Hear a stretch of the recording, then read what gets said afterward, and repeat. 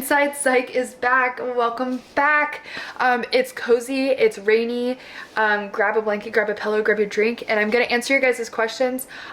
So I am Maddie. I'm a BHT nursing school student. I've worked in psych for over 10 years. I've done peds and adults, but today we're gonna talk about peds because that is just where I'm more comfortable because I've worked there the longest. But today we're gonna do like admissions because I know a lot of people are super anxious. And I just had this the other day when a kid was getting admitted and they didn't know what to expect, and I was like, let me walk you through what admissions is like to kind of like help you kind of relax. Okay, so let's say so for mine, the only way to get admitted to mine is you had to go through emergency services, and that's different for every place. I know some places if you're in foster care, they have like a route you can go through them.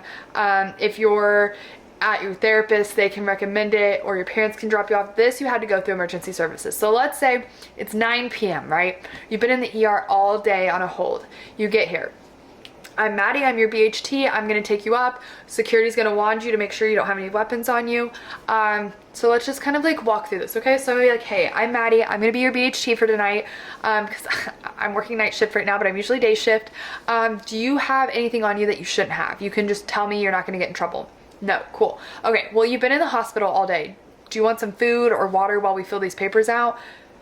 Okay, I'll text, I'll be like, hey, can you grab some mac and cheese, okay? So here are the papers. We've got like 4 or 5 papers I need you to fill out. So this first one is everything we need to know about you. So what triggers you? Because I need to know who's triggering you or what triggers you on the unit so I don't pair you up with someone. Just to get a background. What helps you calm down, okay? Give me your things. You're gonna fill this out while I'm doing my papers, you're doing yours. Who are your safe people in your life? Is it mom? Is it dad? Is it a teacher? You're kind of just writing this all down. This is for us to have so that we can kind of get familiar with you and kind of know what to look for. Are there any SH stuff that that you're here for? That way we also know what to help. And that's really the big questions. And then I'm gonna have you fill out this intake paper. Do you have anything in your backpack? You have your clothes, your phone. Can you write that all down? Because we want to make sure you leave with it. And then I'm going to have you get in your bag and hand me your phone because we're going to give you a locker to make sure that it's completely locked up and no issues, okay? Also, turn it down because you don't want a dead phone when you leave. Like, you're going to want to check your phone. Okay. Here is medications. The nurse will go over it with you. Don't bother filling that out right now. Okay, and this next one is your goals. And kind of explain, it says what happened and goals. So kind of like what led you up to being here today, and then what are your goals for while you're here? Is it to find new coping skills, a good therapist, medication? Like, what do you feel like your goal is, okay? After you fill those papers out, I'm gonna take them. Your food's here. I'm gonna put your phone up. I'm gonna put your bags up. You've been in the ER all day. Do you want to go shower? Because it's up to you. I have different types of soaps you can use. It's kind of quiet on the unit, so you can kind of get the showers to yourself. Cool. I have oily hair. Do you prefer a shampoo? I have these two. I'm gonna give you these, okay? I'm gonna let you go shower. I'm gonna get your bed ready, okay? If it's before 11 p.m., I'm probably gonna tap your roommate on the shoulder and be like, hey, you have a new roommate, just so there's no jump scares, because that's what I would want. I would want someone to wake me up and be like, hey, you have a roommate, instead of waking up in the middle of the night and someone's like in the bed across from you. Like, I wouldn't want that. So I will usually try to do that. We were not able to give melatonin after 2 a.m. and you could only get it after 11 p.m. That was just our hospital rules, and it was different with ages. At the adult facility I worked at, they gave like normal like sleeping medicine. Some people were on, I had 2 people take Unisom once, so every place is different. When you go to admissions, I tell kids 2 things. You need to find a safe staff. Those first 2 days you're there, you're getting adjusted. You're in a new environment. It can be scary. Some of these kids have never left their parents' side. And so with that being said, I always say, look for a familiar face. Like, I'm the outgoing, funny, mom is strict on the unit. You're not going to get away with anything, but I can be your friend. I will be your friend on the unit. I'm not here to scare you. You're not punished, but I will hold you to an expectation of keeping yourself safe. But I will also sit with you for 4 hours on the ground if that's what you need. And so that's me. Ashley over there, whoever, she's the more quiet one, she's more reserved.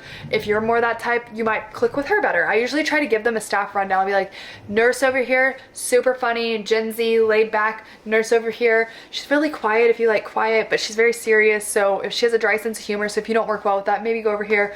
I try to give them a rundown of the staff. I always talk positively because you never want to scare someone. I've never worked with coworkers that I didn't feel safe like with the kids, so but I always tell them, find a staff that you feel really comfortable with, that you know in the back of your head, like God forbid something happens, I'm gonna go talk to them, okay? I always tell kids, you're not here, this is not Love Island, this is not Love is Blind, you do not want to date on the unit. First, you're gonna get split, and then you're never gonna see each other again. If you're dating, they're gonna go to a different unit, and that's not gonna be good. Now, we can't let you guys share information, but clearly it happens. We don't allow phones on the unit. That's a whole thing. Honestly, TikTok would get so pressed when I would say that, and I'd be like, you guys, they don't care. Like, I would always ask the kids, but the kids I worked with were high risk. They knew why they were there. They wanted to get better, or they were getting integrated with life again, and they didn't have phones to begin with.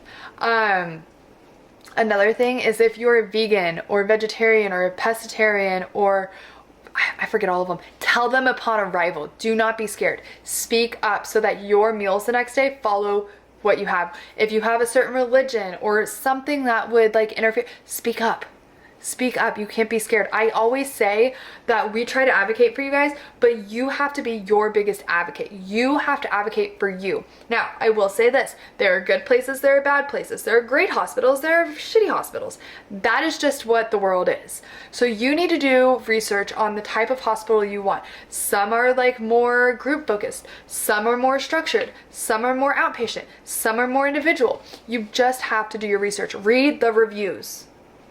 Read the reviews is what I say. I've worked in psych long enough to kind of just like read the room, but like I said, there are good places, there are bad places. I left my favorite place because it was not safe for me.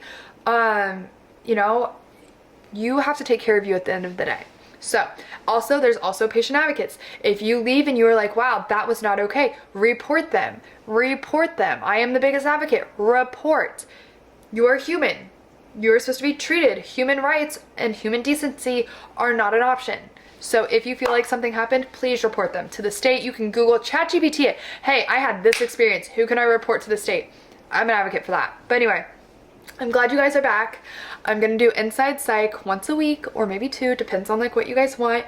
But please, I will make these videos based on your comments. I'm not giving therapeutic advice. I am not a nurse yet. I am not a doctor. I am not a therapist. I'm a BHT in nursing school who has worked for years in this. So I want to ease your mind and let you kind of know what you're going into, because I've really seen kids get nervous lately over not knowing what's going on. So I love you. Leave your questions.